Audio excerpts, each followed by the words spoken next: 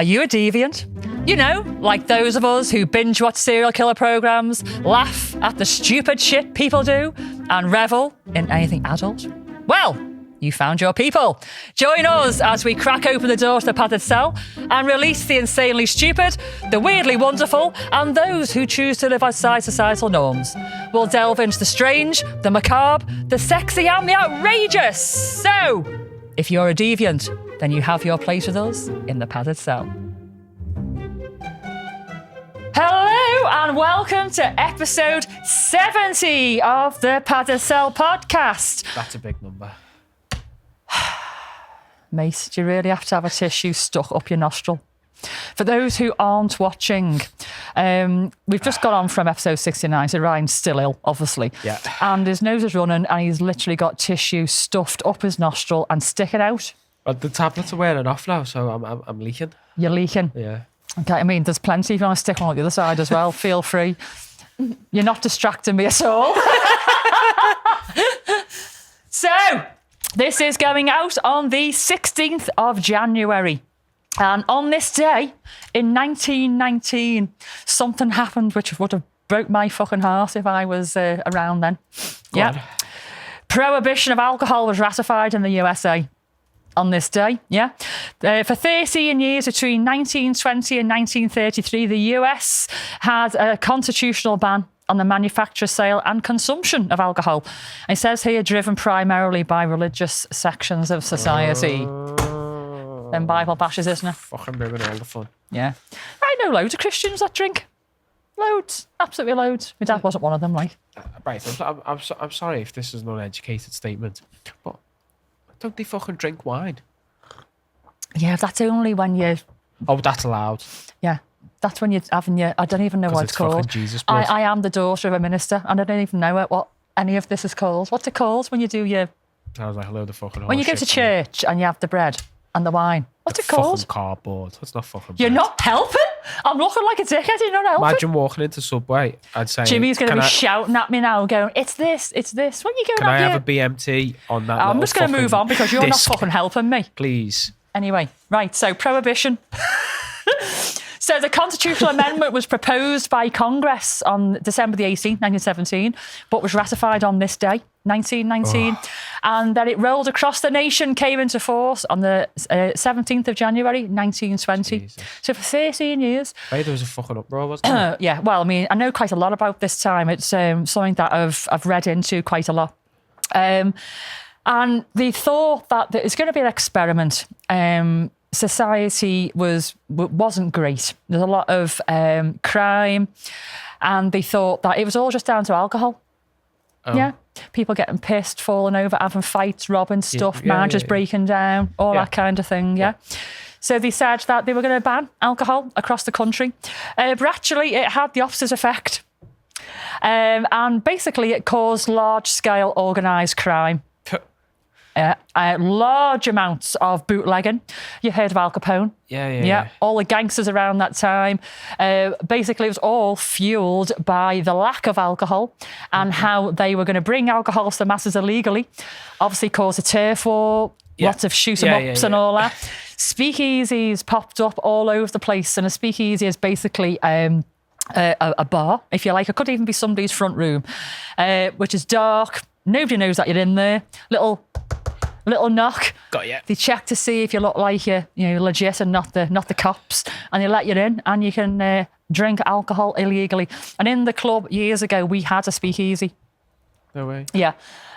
We had all the lights out. We had candles only. It was invite only. On the way in, people had to give a password. Jim was fully dressed in 1920s garb with his hat and his Tommy gun. I remember his story. Yeah. And the alcohol was sort of on show, but we had a lot of it away. Yeah. And we had books, like normal, like hardback books. And in the middle, on page 69, was the drinks menu, hidden. And we had special cocktails and a lot of gin. We had bathtub gin because that was a big thing there. Gin was made in bathtubs because it was illegal. We had our own bathtub gin. We actually sold our own townhouse bathtub gin for a little while. Did you? We had our own gin, yeah. But the funny thing was that everybody had a password that they had to say on the way in, and they had to give it to Jim. And if you got the password right, you would be allowed in. And there's this one guy called Andy. I'm not going to give a surname, obviously. And he had been given the invite and he'd read the password and didn't take it in properly. The password was Duke Ellington. Now, Duke Ellington was a singer back in performing in the 1920s. And that's why we chose Duke Ellington. Very, very famous guy. Not that easy to remember. So you'd have to read and remember it. Yeah. So this guy came in and he went, yeah, know the password, Duke of Wellington. And Jim went, no, get against the wall. So Jim had him against the wall, frisking him down for weapons of ass destruction and illegal stuff, and left him standing against the wall to think about the password. Everybody else was coming in, going, Duke Ellington, yeah, go on, you can go in. Anyway, some person went up, felt sorry for him and went, the password, Duke Ellington. Anyway, he still didn't get it right. And Jim went, no, stay where you are. Anyway, eventually he got it right and he let him in. Well, I don't really think he did get it right. He just let him in the end. But he was outside for ages. It was a really, really good night. So, we were a speakeasy for that one night. Anyway, eventually it was very, very, very unpopular, this prohibition thing. Yeah. And President Roosevelt, when he came in, pledged that he'd scrap this bullshit. And around 90, I think it was 32, 33, the whole thing was scrapped. Imagine the party after that. Can you imagine the party when alcohol was illegal. It was legal again. Brilliant. Was it just America? Yeah. Or did other countries follow suit? Well, no, just America. I mean, there are some countries around the world where alcohol is still banned. Yeah. And there's also some, it's not states, I think there's just some communities around America where it's still illegal to drink alcohol. Yeah. Also, on this day in 1493, Christopher Columbus set sail from Spain for the New World. Oh, I love Chris. I'm not going to tell you all about Christopher Columbus. You should know about him. If you don't, well, read about it. If I know about him, you should know. Fun fact, though. Fun fact. Right, Christopher Columbus. Hang on, little slave me tea. Hang on. A bit dry. Fucking Smeagol. Oh. He sounded like Smeagol. Out of Lord of the Rings. Precious. My precious. My precious. Well, I was dry, Anyway, Christopher Columbus, he's being blamed, this poor guy, since fucking 1493 for bringing syphilis into Europe. Did you know this? Sole-handedly. Yeah, it was his fault. What a legacy. Yeah, he was bumming his way around the New World and brought syphilis back. But he didn't. No. This rumour has been squashed, basically. Scientists very recently have found skeletons that predate Christopher Columbus, and they've found a bacteria known to cause syphilis in their DNA. No way. Yeah. So Chris has been fuming for several hundred years, turning his grave, being single-handedly blamed for bringing syphilis into Europe, and it wasn't him. He had a lovely time, though, getting syphilis by the sounds of it. But these remains were found in Finland, amongst other places. So it was the Vikings, wasn't it? Whoop! Cheers. It was the Vikings bringing syphilis over into Europe. That's what it was. So, moving on. I'm going to give a quick hello to our Patreons. Alicia, Malachi, love that name, Ben and Toby. Why, what? Why? Oh, am I not supposed to like the name Malachi? Go on. Oh no. Is this somebody that you really don't like? No, it's good. Is this your real name? No. Oh. So my real name. I'm having a little dip in my biscuit. You know the TikToks I've been posting? Yeah. With the fucking gas mask and all that. I put one up middle of November and everyone was like fucking in the comment section, it's Malachi. I was like, who the fuck's Malachi? Yeah. I was like, is this some fucking anime thing? So started digging into it a bit more. It turns out it's from a spicy book. Oh. And so I've taken full advantage of it and found loads of fucking, audio book clips. Posted loads of TikToks to it anyway. The guy's called Malachi and he's a bit fucking tapped in the head. And you read the book last night, didn't you? And you couldn't sleep. And apparently the resemblance is striking. Between you and him? Yeah. So he's a lunatic? Yeah. Mm. So yeah, the book's called Little Stranger or Little Liar by Lee Rivers. Okay. So Little Stranger, Little Liar Yeah, 2 books. by Lee Rivers. Lee Rivers, yeah. And is it BDSM orientated, or is he just a bit of a... Is he untapped? Just be tapped. Okay. That's like you then. Mentions on it. Oh, okay. So there's the dabblings. Yeah, it's a dark romance. Okay. That's the category it's in. But yeah, his name's Malachi. So I really, really like that name. it's a cool name, isn't Yeah, it? yeah. So Alicia, Malachi, Ben and Toby. There's more guys coming over. Good. It was very female heavy, Yeah. our Patreons, but there's loads of guys. And it's all down to you. You have a massive gay following. I keep sending you screenshots and messages of people I know. who have said, oh, isn't he fit? Isn't he fucking gorgeous? I need to get on my OnlyFans. Have you got an OnlyFans? Yeah. Have you? What's on it? Not a lot. Actually, not wearing a lot. Yeah. So, okay, now I need to tell. Now you have an OnlyFans. Yeah. Are you naked on it? Yeah. Is your willy It's out? gotta be. Yeah. Have you got your willy in your hand? Yeah. Are you on it as well, Mrs. G? I've got my own one. Have you got your boobies out? I've got Flaps out and everything? You got full-on flaps out? Both of you? Flaps and willies? Yeah. Fuck off, really? Flaps and willies. Only Together? flaps. Only flaps. Yeah. Only flaps. Only phallus. I think you need to pattern that. Only flaps. I'd go on to only flaps. Not me and my flaps. Nobody needs to see my flaps. My nearly 50-year-old flaps. You towel on your landing. I meant I'd go and view the flaps.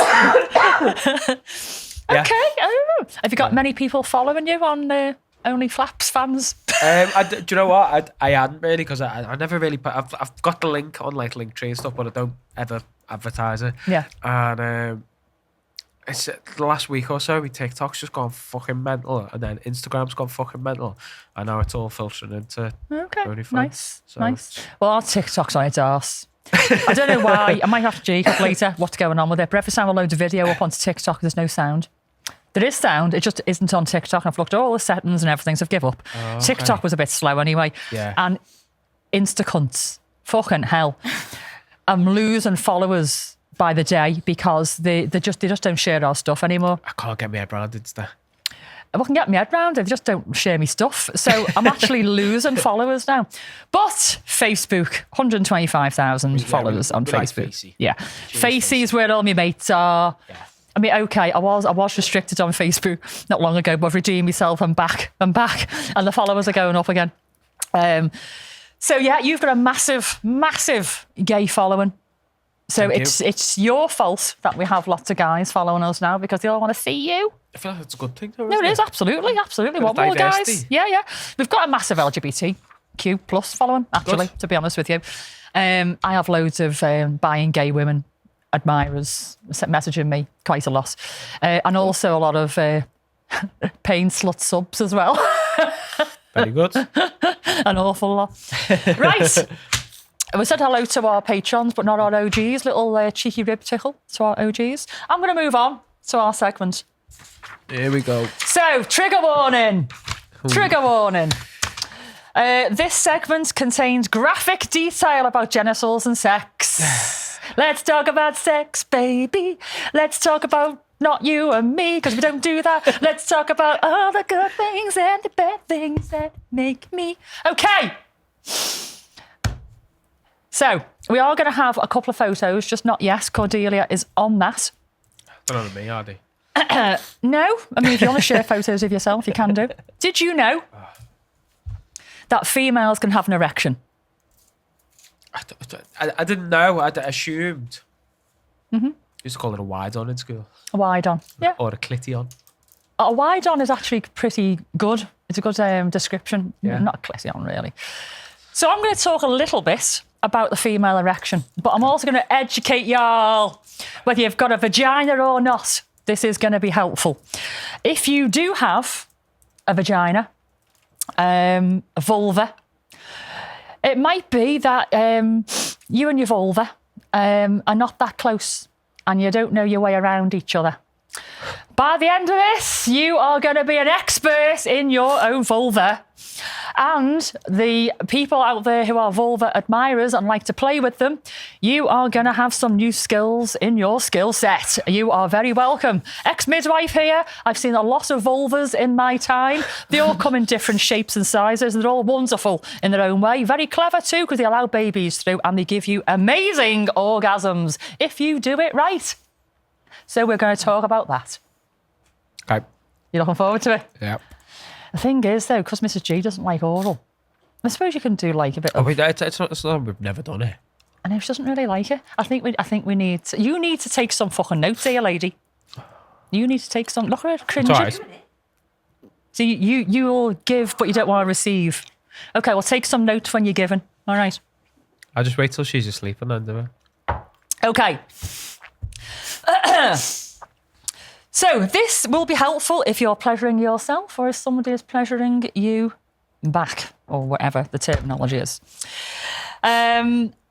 So first of all, let's make ourselves familiar with the owl clitoris, please, Cordelia. There's one picture, I think it's the anatomy of the clitoris. Fucking hell. Okay. I'd love to have a little pointy stick, but I haven't. Have you ever seen anything like that before? I thought you were asking for a fucking demonstration from Cords then. I was like, Jesus Christ, the first time fucking producing for us. You're like, go on, Cords, get your bean out. Yeah, get your bean out, let's have a little look. Fucking hell. As if I do that. Poor girl, she's dying. Picture. Yeah, she's right. dying. Okay. Yeah, I'm Sorry, dying. Cords. Okay, Yeah, I'm dying. so Cheers. do you know what? The teacher in me, I used to be a lecturer in midwifery. The teacher in me, I want more of them laser things. Yeah. Maybe I shouldn't do that, or a telly. Or a pointy stick. You know, like a really, really long pointy stick.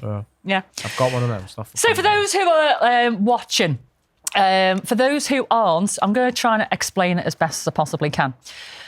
So I'm going to start from the bottom, but not quite the bottom. We have the anus is not in there, but we have got a vagina. Yeah. The larger opening there. Yeah. Directly above it, we have our pee hole. Yeah. And not quite directly above it, but at the top there, we have our clit. Yeah. Right? But a lot of people think that it's all about the clit. It's just that little nub in there. That's the only thing you've got to think about. The clit actually is huge. It extends. So if we look at that picture, the clit at the top there, it comes down either side, to the left and right, down the side of the vagina. We call that, it says it, the cross clitoris. It's actually it's a cross. Cross is cross. And the nerve endings go right down the sides there. So that what colour would you call her? Pink? Pink colour. Yeah. That is all clitoris nerve endings. Okay. They extend all the way down. Okay, they do dwindle a little bit. All the main nerve endings are in the glans clitoris. So that's the little bit that we all see. Sensitive but bit. the clitoris also has a shaft, like a penis has a shaft, right? So basically, the clitoris and the penis, they share a lot of features, and obviously they don't look the same, but they are really. They both have erectile tissue. So obviously when the penis is stimulated, it gets hard. The erectile tissue is stimulated, it gets hard. But the clitoris is very, very similar. So we've got another picture here on the TV. And we've got a penis and a clitoris right next to each other. They look very, very similar there, don't they? Yep. And that's because we haven't got any other tissue and fat and muscle around there. This is just the structure of the clitoris and the penis. So we've got a penis that's like bent over at the top there, the little very sad, bell end on it. But look at the clit right next to it. It's exactly the same. Yeah, equally sad. Yeah. So the glans clitoris and the glans penis, the head is exactly the same. But unfortunately, guys, there's an awful lot more nerve endings in the clitoris than there is in the penis. I think it's like 2 million or something like that. I think you've got a fraction of what we've got.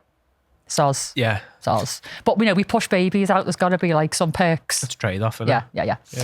But if you also go beyond the tip, just the tip, you've got the body of the penis. It's the same as the body of the clitoris, but we don't see this. If we just go back to the first picture, please, Cordelia. But we don't see this because it's covered in tissue. Yeah. The hood. And it's the hood that some people get pierced. I got mine pierced. You don't actually pierce the clit. Yeah. You pierce the skin that overhangs the clit. So you don't see what's underneath it. It's all hidden by your inner labia, your outer labia, or the tissue that's around there, probably pubic hair if you're that way inclined. So really, anybody that's going down there, they're going to concentrate on the thing that they can see, the little bit sticking out. Yeah. But guys, girls, everybody in between, anyone that loves a little bit of clit play, don't just concentrate on that little bit that you can see. Because like that photo I've just showed you of the penis, you've got exactly the same structure in there. It's just buried in there. Take some time and find it. So when you are stimulating yourself or somebody is stimulating you, don't just concentrate on the clit.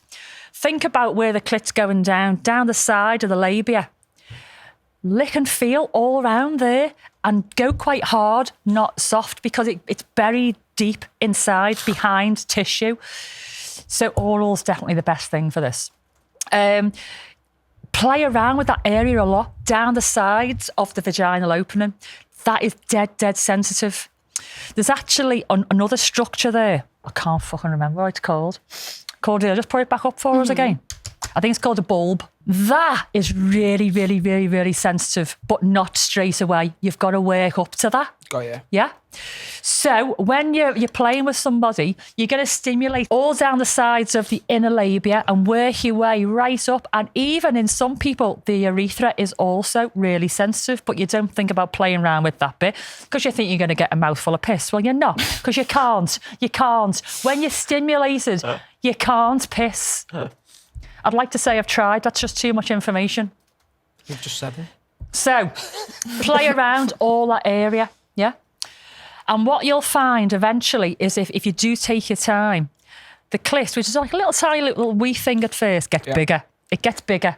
You get a little nubbin going on there. And what was tiny and hidden between all the other stuff starts to poke out. It pokes out ahead of the hood and it goes hard and shiny, right?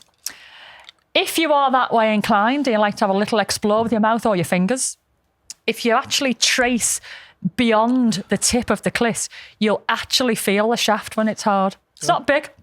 It's not big, but that big at the most. Now, if you go on Pornhub, there's some very lucky ladies out there that actually do get a full erection and they can be about that big. I fucking kid you not. I was so impressed when I saw it, yeah? It's about that wide, so it's probably about 3/4 of an inch in circumference, but it's about that long, which, for those who aren't watching, about 2 inches. I mean, that's more than what some men have got as a penis, to be honest with you. We talked about micro penis before today. Imagine that. Right? But normally, though, it only maybe about an inch at the most, but it's buried right in. So you've got to pull it all back and have a good little play around with it all. Ryan's dying inside right now. I'm good. But the way you do this is by what me and Jim do. You stop and start. You don't just go for it and have 10 minutes of wonderfulness. You stop and start. You have a little play of the clit and then go round to other little places and then go back up there. And you're building it up over a period of time. And this is how you get an erection, right? Okay. I'm just going to take a little step back. Let's say you see somebody that you find attractive, like that. He, she, they. I could fuck them everywhere. Your brain's engaging, yeah? Which might make some movements in the crotch area. Yeah. You're releasing hormones, you're releasing oxytocin, you're releasing all sorts of things. But you're also releasing nitric oxide, and nitric oxide plays a part in stimulating the erectile tissue. So you see somebody, nitric oxide, other hormones, get a little bit wet or a little bit hard if you're a boy, yeah? Mm-hmm. Then, if you're lucky enough to actually go and have naughty, happy times with this person that you're horny for, and you start getting like, digital oral stimulation, that then stimulates even more hormones, more nitric oxide. That is in both genders, male and female. I'm talking about male and female here. I know we have other genders, but I'm talking about genitalia. We've only got 2 types of genitalia. So you're just going to get this big, massive hormone rush, more of this nitric oxide. So more of the erectile tissue is going to be stimulated. Mm-hmm. So the more you actually take your time at your foreplay, the more you're going to get an erect clit. That makes sense, doesn't it? Yeah, I think it's boss. It's boss, right? So take your time over it. don't rush these things, and you're going to get a little Brucey bonus. You're going to get a little erect clit. Yeah. And the person who owns the clit is going to thank you. Yeah. They're going to thank you because you haven't just gone straight in there, lickety lick on the little clit. You're going around everywhere, exploring. Take your time. Well, And the more you do this, one, the better you get, but also the more the person enjoys the other things you're doing. Yeah. So every time you do this during sex, the more stimulated they get, and also the quicker it happens because they know what's coming. They know what's coming. And if you're sexually active, you know that the more you have sex, the more you want it. Your brain starts thinking, I like this. I like all these nice, happy, sexy hormones. I want to do that again and again and again. So if you get this right, your partner is going to be asking for it, basically. well, we do a lot of forced orgasm stuff. Yeah. And when we first started, it was always just wand, a big fucking head on it, like the fucking microphone. Yeah. Stick it in between the legs. Job done. But then, No romance, no kissing. no, just fucking Straight in there. You've gone, yeah, there we go, let's go again. But then we got the clit sucker, and you know, fucking precise, you've got to be with Yeah. that. So it's been a case of over months of literally fucking just strapping the legs out the way and me getting in there and just being like, right, where the fuck are you? What's this bit? What's that do? What the fuck? Where am I? Yeah. And then it's fucking peeling off the ceiling when it's on the right point. Yeah. So it is, there's like, for such a small area, there's a lot going on down there, isn't there? Yeah. But all you see is just a little button. Yeah, isn't yeah. it? A little button. Yeah. But actually, that is like, that's like saying somebody saying to you, I'm only going to play with the tip of your penis. Yeah. What a fucking waste of a penis. Yeah. So why would you do the same thing with a clit? Now that you can see that the structures are exactly the same, just on like, you know, a different size, a different scale, Yeah. they're exactly the same. You know, when I played with guys, you don't just play the tip of the penis, you play with the whole shaft, the balls all around the area, maybe other places if you're that way inclined. So why would you not do the same thing with a female? You've got a whole fucking playground there. You've got a smorgasbord of vagina A to play with. smorgasbord of all sorts, yeah. So now that you can see that they look pretty much the same, that the erectile tissue is pretty much the same, it's called homologous, I think. When you've got in utero, when you're developing, when you've got structures that are the same regardless of your gender, and they go on to, you know, be the same, develop the same, that is called homologous. So homologous is that we've got erectile tissue, you've got erectile tissue, and it works in the same way. Yeah. It's not visible because we haven't got the penis to become erect, but it still does get erect. Yeah. So work at your advantage, guys and girls. Do you sort of get that? Yeah. Yeah, you Completely, sort of yeah. get that. Yeah. Yeah. I just want to go back a little bit to what we were saying before about getting horny and getting all fired up and all that kind of thing. And we say that it starts in the brain and all that kind of thing. What actually happens is dead clever, and I didn't know that. I've taught this. This is why I'm so animated over. I used to teach students this. What I didn't know, when you see something that you fancy and the hormones are, and you start getting a little bit wet or hard, there's a signal when there's movements, there's a signal that gets sent up the brainstem to near the sacral area. Sacral 2, 3, 4 on your spine. Yeah. Loads of nerve endings there. Loads. That is what stimulates all of the genital area. No yeah. way. Then another signal, it goes up to the brain and says, yeah, I'm horny. Get a condom. We're on. Yeah. But the brain sends the signal back down again. So actually, even though a lot of sex is in the mind, it is actually all down. The brain is sending the signals right back down to that area. So the more you're stimulated, the more signals are getting sent up to the brain, the more it's firing right back again, going, yes, bring this shit on. So you I'm are ready. thinking with your dick. Yeah, absolutely. You're thinking with your penis. Yeah. And that was where I was going with it. Yeah. Yeah. I'm thinking with my clit, that kind of thing. Yeah. Yeah. There we go. Yeah. So, the other thing I would like to talk about, do you know what? I'm actually going to do a very quick dangly bit because the next bit is a separate section to the same thing. Okay. Right? Thank you. You're welcome. I'm going to do a dangly bit because we didn't do it in the last one. Yeah. And then we're going to talk about the G-spot. Ooh. Not how elusive it is, how to work it. I'm going to teach you girls how to work your G-spot. So, dangly bit first. Let's go. Okay. I mentioned this a few weeks ago.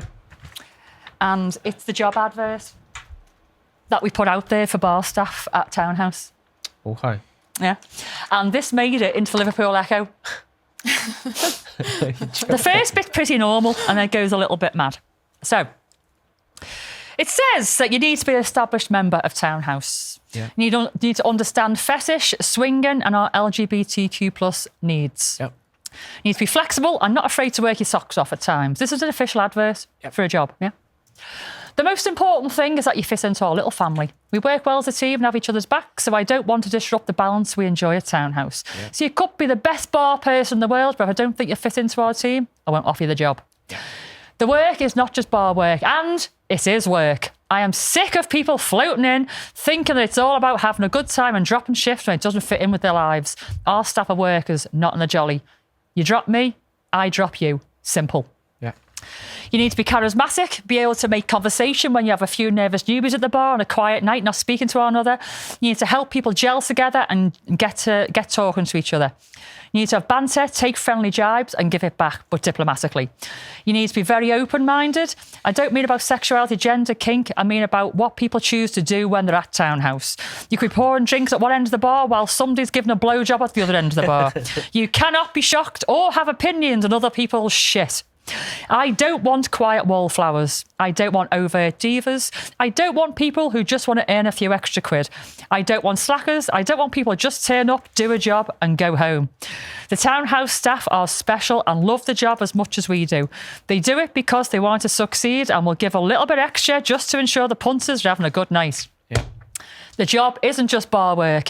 You need to be physically able to run up and down the stairs several times through the night. So if you have limited mobility, this is not for you. You'll be changing mucky beds, picking up used condoms, cleaning up other people's shit, cleaning toilets, changing hand and toilet rolls, and deal with difficult customers who may break the rules. You'll need to be okay handling meat, as you'll be making a shitload of toasties. We used to do that. Yeah. You need to be a good sport, as some people will grind you down. You need to be a counsellor, as some people treat the staff as therapists. Really? Yeah. You need to have an attention to detail, as I'm a stickler for it. I like things done in a certain way. People notice the small things, and it's very important to me. You need to drive or be driven. You can't drop shifts because you haven't got a lift and can't get home. You need to be okay working on full steam until 3:15 a.m. You need to be local, so within 40 minutes max. It'd be beneficial if you can handle your ale as we go on benders as a team and it gets messy. A love and knowledge of gin would also be good, but not essential. Once you commit to a shift, you should do it unless you're dying or contagious. I can't stand flaky people. If you're precious, you need not apply. You need to be flirty. Our swingers like to hear how good they look. You need to be tactile. We like to hug and our customers like it too. If you have a problem with personal space, you won't like our narrow bar. Yeah. You need to be over 18. I prefer someone who doesn't already have a full-time job or a job that needs you to get up early after a 3 a.m. finish. Those who have a job already need to treat this with as much importance as their other job. As if you let me down because you're tired, stressed, overworked elsewhere, you won't last long. Having small children is not an excuse to not do a shift unless they are ill or also dying, soz. If you have small children, make sure you have a list of babysitters to help you out. If you don't apply. You need to turn up with a smile on your face even when you feel like shit. And I don't want sagging behind the bar, yawning and checking on your phones every 5 minutes. You're on point or not at all. You need to answer to me. I'm actually really nice and a good boss until you really piss me off. I'll give a preference to males or those who identify as male at this stage as we are female heavy. But if you're female and think you fit the bill, then you'll get the job regardless, of course. Don't whine at me over discrimination over disability, being a parent or gender, as we are classed as a private members club with certain employment terms and we don't need to follow the same legislation as others.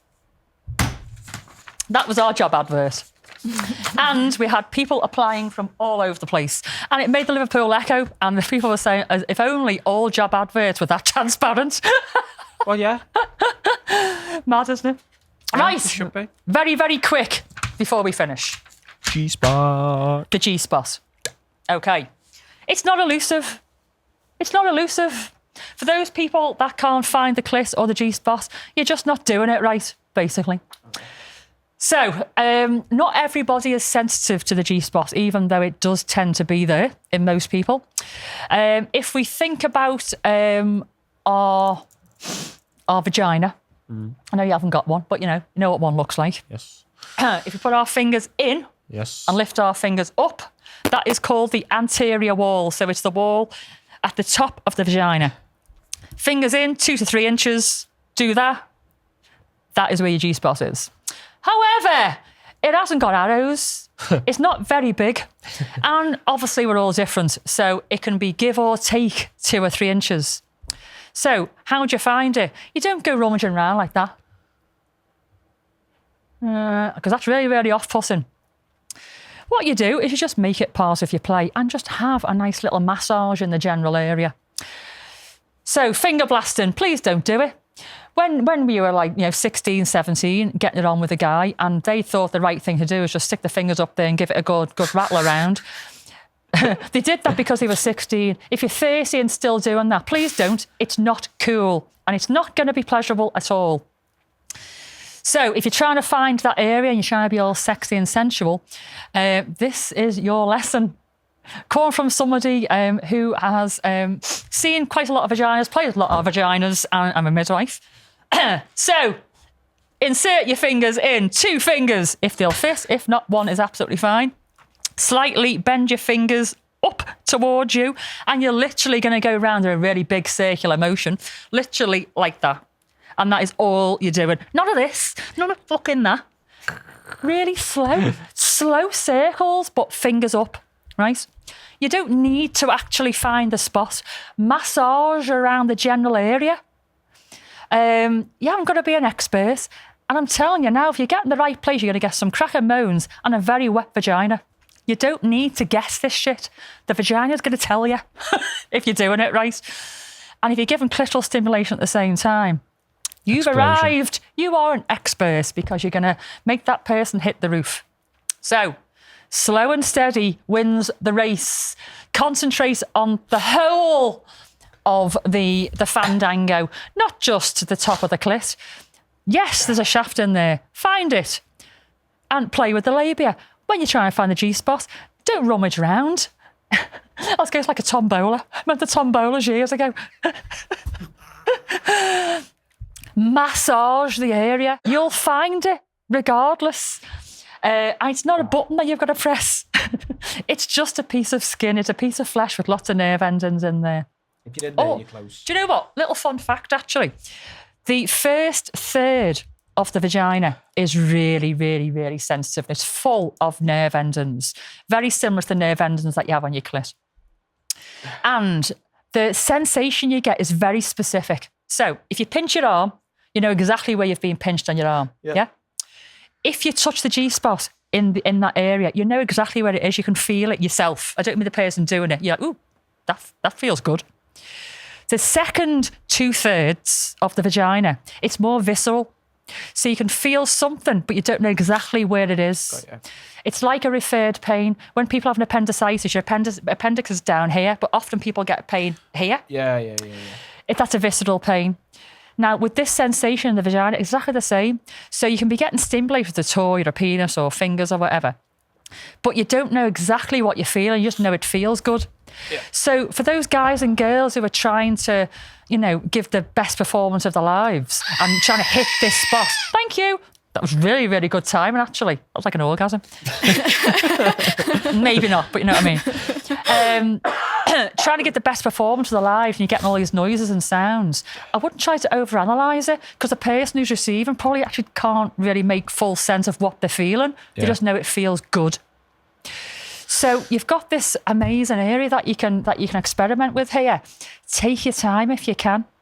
Build it all up over a period of time. And ladies, communicate what you're feeling. Tell your partner what's good and bad.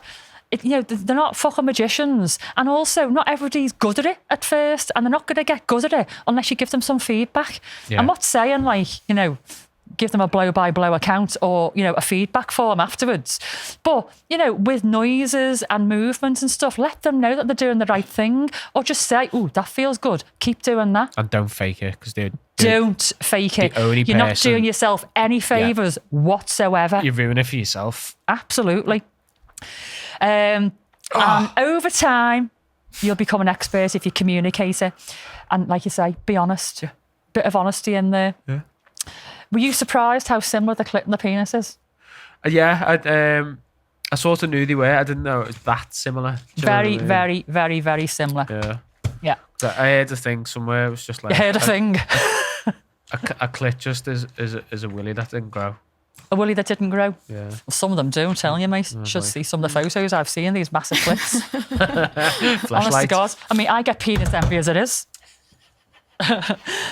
So I hope I've educated you a little bit. I don't want to go into like a deep dive because it just gets too complicated.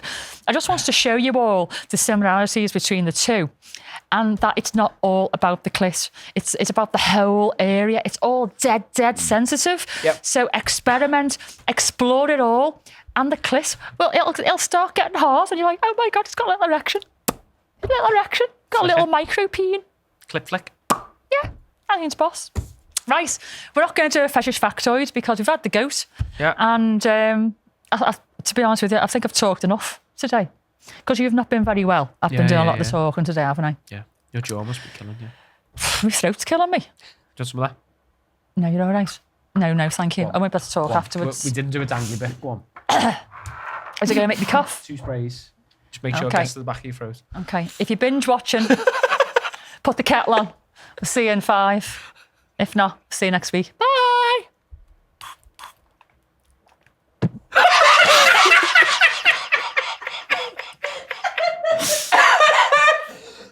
And there we have it. Another day made better by listening to the curators of chaos. Thanks for dropping by. And if you enjoyed the show, we'd really appreciate you sharing the Love the Paddle podcast with your friends. Don't forget to give us a follow on our socials, maybe some 5-star reviews, and feel free to send us an email to medic@thepaddleselpodcast.co.uk or even interact with us on Facey, Insta and our other socials because we love chatting to you. Make sure you stop by next week because, as Bowie says, I don't know where I'm going next, but I promise it won't be boring. Catch you soon.